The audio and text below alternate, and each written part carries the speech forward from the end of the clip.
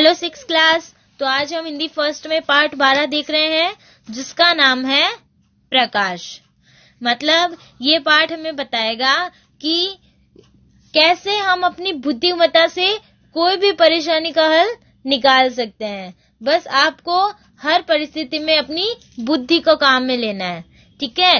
तो पाठ शुरू करने से पहले हम क्या करेंगे, इसके शब्दार्थ देख लेते हैं। दूरदर्शी अनुभव के आधार पर भविष्य में घटने वाली घटनाओं का पूर्वाभास कर लेने वाला। अकूत मतलब असीमित, बहुत अधिक। अर्जित कमाई हुई। कुशल अनुभवी, बुद्धिमानी से परिपूर्ण या योग्य कह सकते हैं हम। सुलभ है, सरलता से प्राप्त हो जाने वाली। फर्श मतलब जमीन, विभिन्न अनेक प्रकार की। और उन्नति का अर्थ होता है प्रगति।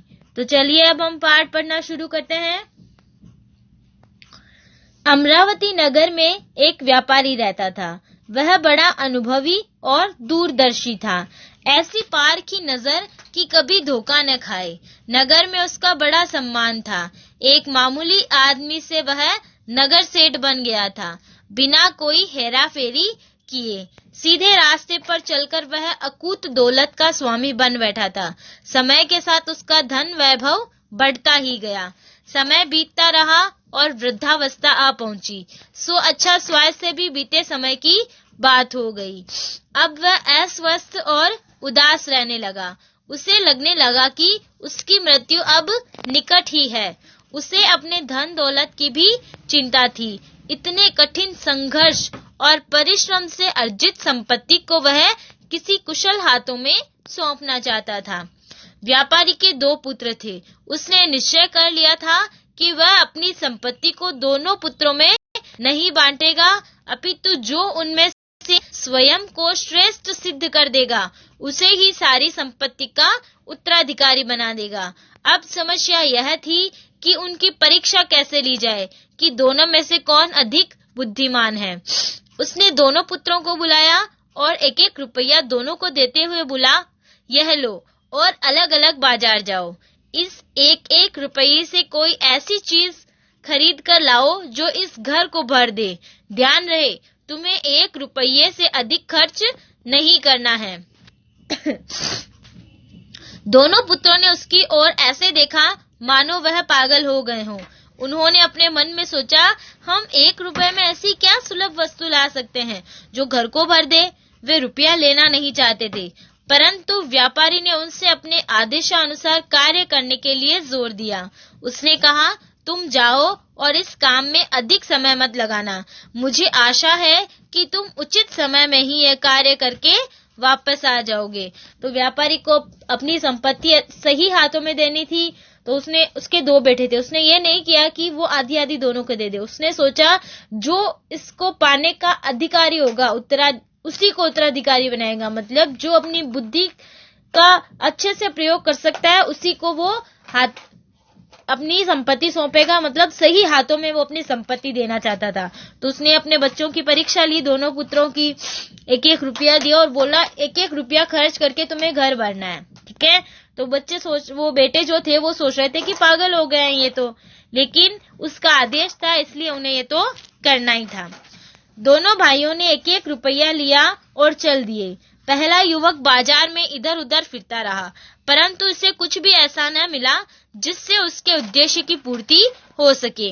वह पूरे दिन घूमता रहा। उसने सब दुकानें देखी, परंतु उसे कुछ न मिला। उसे अधिकाधिक विश्वास होता जा रहा था कि उसके पिता की मानसिक स्थिति ठीक नहीं है। इसी कारण उन्होंने 1 रुपये से घर भर जाने वाले वस्तु के खरीदने की बात कही। वह निराश होकर अपना खोज का कार्य छोड़ने ही वाला था कि उसे भूसे से लदी हुई एक बैलगाड़ी दिखाई दी। उसने सोचा, कुछ आशा प्रतीत होती है। मैं नहीं जानता कि 1 रुपये में कितना भूसा खरीदूं। वह गाड़ीवान के पास गया और भूसे की कीमत के विषय में पूछताछ की। कीमत पर काफी मोल भाव हुआ। अंत में वह सारा भूसा 1 रुपये में खरीदने में सफल हो गया। भूसे से लदी उस गाड़ी को वह घर लाया। पिता घर पर ही थे। बड़ी आशा से उसने घर में भूसे का ढेर लगाया। जब भूसा घर के भीतर आ गया तो उसने पाया कि पूरे घर को भर देने की बात तो अलग थी, वह तो फर्श भी नहीं ढक सका था।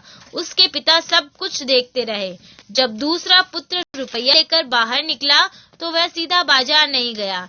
ऐसा करने की अपेक्षा वह बाजार के समीप एक स्थान पर बैठ गया और बहुत देर तक बैठा हुआ वह सोचता रहा कि 1 रुपए में क्या खरीद पाना संभव है। अंत में शाम के समय उसके मस्तिष्क में एक विचार आया। वह 1 रुपये को लेकर वह तेजी से बाजार की ओर गया और उस दुकान पर पहुंचा जहां मोमबत्तियां बिकती थीं। उसने अपना रुपया मोमबत्तियों पर खर्च कर दिया, जिससे उसे काफी संख्या में मोमबत्तियां मिल गईं। वह मोमबत्तियां लेकर घर लौटा। जब वह घर पहुंचा तो उसका बड़ा भाई मायूसी से खड़ा सामने फर्श पर फैले भूसे की ओर देख रहा था। अब अंधेरा होने लगा था। दूसरे पुत्र ने जल्दी जल्दी हर कमरे में 2-2, 3-3 मोमबत्तियां जलाकर खड़ी कर दी। तुरंत ही सारा घर प्रकाश से भर गया। उसका पिता उससे बहुत खुश हुआ और बोला, मेरे बेटे, तुमने वास्तव में बुद्धिमत्ता दिखाई है। मैं अपना सारा धन तुम्हें सौंपने को तैयार हूँ। तो देखो उसने कैसे बुद्धिमानी लगाई। एक भूसा लाया, दूसरा मोमबत्तियां लाया। तो मोमबत्तियां लाकर उसने कितना अच्छा काम किया, प्रकाश से पूरा घर भर गया। हम सभी एक बड़े घर में रहते हैं जिसे भारतवर्ष कहते हैं। हम में से प्रत्येक को कुछ 1 रुपया, कुछ को 2 रुपया, कुछ को 3 और कुछ को उससे भी अधिक रुपए दिए गए हैं। ये ऐसे रुपये नहीं हैं जिनसे हम कोई वस्तु खरीद सके, अपितु ये विभिन्न शक्तियां हैं जो हमें दी गई हैं। हम में से प्रत्येक के पास शारीरिक शक्ति, बौद्धिक योग्यता और चारित्रिक बल है जिनका प्रयोग किया जा सकता है। यदि हम अच्छे नागरिक बनना चाहते हैं तो हमें अपनी शक्तियों और योग्यताओं का प्रयोग अपने देश के कोने कोने में प्रकाश फैलाने के काम में लगा देना चाहिए, अर्थात हम स्वयं को देश की सेवा में लगा दें।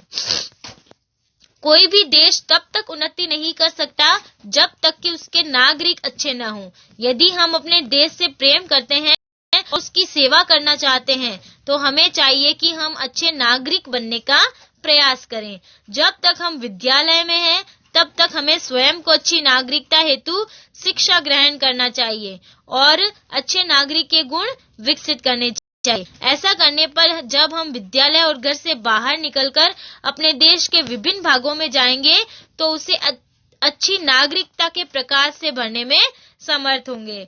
तो आपको भी एक अच्छे नागरिक होने का कर्तव्य निभाना है अगर आप अपने देश को प्रगति पर लाना चाहते हैं तो। ठीक है, तो ये आपका पाठ हो गया है 12 प्रकाश। अब इसके प्रश्नोत्तर देख लेते हैं। लिखित है में पहला है का व्यापारी अपने पुत्रों की परीक्षा क्यों लेना चाहता था तथा इस हेतु उसने क्या किया। तो पाठ स्टार्ट हो रहा है 74 पेज नंबर पे। तो 74 पेज नंबर पर आ जाइए, यहाँ मैंने टिक लगाया है। तो सेकंड पैराग्राफ की सेकंड लाइन के मिड में उसने लगने लगा से लेकर इसकी नीचे वाली लाइन सौंपना चाहता था, यहाँ तक लगा के ये यहाँ तक करके फिर आप 4th पैराग्राफ पूरा। ये है फर्स्ट का आंसर। उसके बाद सेकंड क्वेश्चन है, दोनों पुत्रों ने पिता की शर्तों का किस प्रकार पालन किया व खरीदी गई वस्तुओं के प्रति उनका क्या आशय था। तो दूसरा और तीसरा जो प्रश्न है ना, उसका आप देखो जहां पर पाठ खत्म हो रहा है ना, वहां मैंने नीचे लिख रखा है इनके आंसर। तो ये है दूसरा और तीसरे का आंसर है जो आप यहाँ से लेकर के लिखोगे। ठीक है, उसके बाद 4th क्वेश्चन है, उसका आंसर आपके कहाँ है, पेज नंबर 76 पे। देखो यहाँ पर ही 76 पे ऊपर ही ऊपर तीसरी लाइन, हम में से प्रत्येक के पास शारीरिक शक्ति से लेकर सेवा में लगाने तक, ये 4th का आंसर है। उसके बाद बहुविकल्पी प्रश्न है, व्यापारी कहाँ रहता था, अमरावती में। व्यापारी द्वारा पुत्रों को दिया गया 1-1 रुपया विशेष वस्तु की क्रय शक्ति हेतु पर्याप्त था। भूसे से घर भरने पर कहानी के उद्देश्य की पूर्ति नहीं हो सकती थी। आशा है भाववाचक संज्ञा। अब है रिक्त स्थान। तो पहले में आएगा अमरावती नगर में एक व्यापारी रहता था, दूसरे में आएगा 2 व्यापारी के 2 पुत्र थे, तीसरे में आएगा 1-1 दोनों भाइयों ने 1-1 रुपया लिया और चल दिए। चौथे में आएगा मोमबत्तियां, वह मोमबत्तियां लेकर घर लौटा। और 5वें में आएगा उजाला। अब उजाला होने लगा था क्योंकि यहाँ पर उजाला नहीं अंधेरा आएगा। ठीक है ना। यहाँ आप करेक्शन कर लेना, गलती से हो गया। यहाँ पर उजाला नहीं, क्या आएगा, अंधेरा। अब अंधेरा होने लगा था, ठीक है। अब आ जाओ आप नेक्स्ट पेज पे। अब है शब्द ज्ञान में, इसमें पहले में क्या करना है, शब्द ज्ञान में क्या करना है, इन शब्दों के आपको पर्यायवाची लिखना है। तो मैंने लिखे हैं, आप लोग अपने आप से लिखोगे। अगर नहीं समझ में आए तो आप यहाँ से देख के लिख सकते हो। भाषा ज्ञान में इन शब्दों की भाववाचक संज्ञा बनानी है। चतुर का चतुराई, स्वस्थ का स्वास्थ्य, बुद्धिमानी का बुद्धिमता, सुखी का सुख, निराश का निराशा और प्रसन्न का प्रसन्नता। उसके बाद ख जो है उसमें क्या करना है, इन शब्दों का प्रयोग करके वाक्य बनाना है जो आप स्वयं बनाओगे। फिर मौखिक में पहला है उच्चारण का और दूसरा है सोचो और बताओ। तो पहला है व्यापारी कहाँ रहता था, अमरावती नगर में। व्यापारी किस प्रकार का व्यक्ति था, अनुभवी और दूरदर्शी। व्यापारी की सामाजिक स्थिति कैसी थी, व्यापारी नगर सेठ था। और चौथा है व्यापारी के कितने पुत्र थे, 2। 5वां मैंने कट करवाया है क्योंकि पहले वाले क्वेश्चन आंसर में इसका उत्तर आ गया है, इसलिए। अब है कि आपको नोटबुक में क्या करना है, पहले आप पाठ हेडिंग लगाओगे, अच्छे से नाम लिखोगे और उसमें क्या करोगे, उसके बाद शब्दार्थ करोगे, उसके बाद लिखित का क करोगे, लिखित का क और शब्द ज्ञान और भाषा ज्ञान का ख, ठीक है। और सोचो और बताओ। तो ये आप अपनी नोटबुक में सुंदर सुंदर राइटिंग में वर्क करोगे और अच्छे से लर्न करोगे। तो ये आपका पाठ 12 प्रकाश समाप्त हो गया यहाँ पे।